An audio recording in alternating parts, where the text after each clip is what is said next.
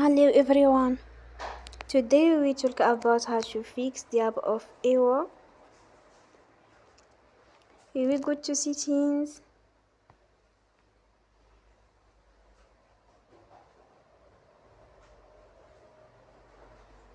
Then we click on apps.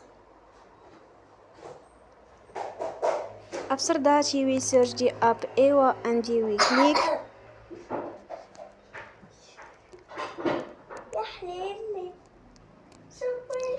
You will on force stop.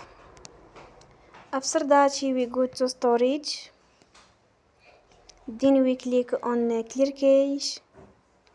In the end, turn your phone and you will recharge your phone again.